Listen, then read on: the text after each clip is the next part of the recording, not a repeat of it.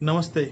Vietnam विश्व का एक छोटा सा देश है जिसने अमेरिका जैसे शक्तिशाली देश को झुका दिया था। लगभग 20 वर्षों के लंबे युद्ध के बाद आखिरकार जनवरी 1973 में अमेरिका को मजबूरन वियतनाम से शांति संधि करनी पड़ी।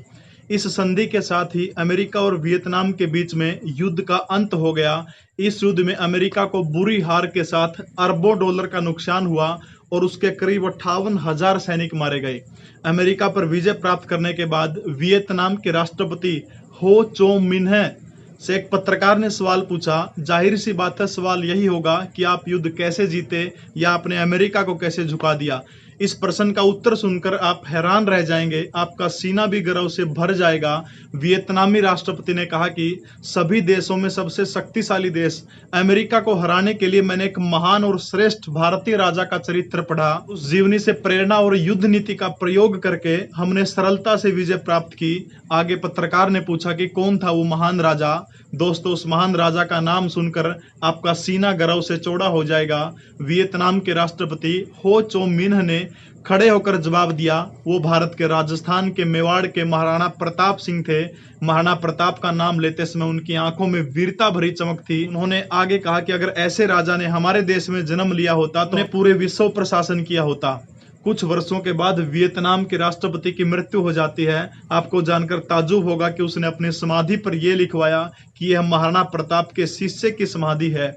वही महाराणा प्रताप जिसके बारे में अकबर ने कहा था कि अगर राणा प्रताप मेरे सामने झुकते हैं तो आधे हिंदुस्तान के वारिस वो हो गए, लेकिन बादशाह अकबर ही रहेगा। इस पर महाराणा प्रताप ने किसी की भी अधीनता स्वीकार करने से मना कर दिया।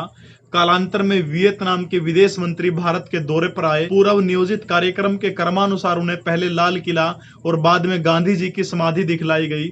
ये सब दिखलाते हुए उन्होंने पूछा कि मेवाड़ के महाराजा महाराणा प्रताप की समाधि कहां पर है। तब भारत सरकार के अधिकारी चकित रह जाते हैं और उन्होंने उदयपुर का उल्लेख किया। वियतनाम के विदेश मंत्री राजस्थान के उदयपुर जाते हैं। वहां पर उन्होंने महाराणा प्रताप की समाधि के दर्शन किए और समाधि के दर्शन करने के बाद उन्होंने समाधि के पास से कुछ मिट्टी उठाई और उसे अपने बैग में भर लिया।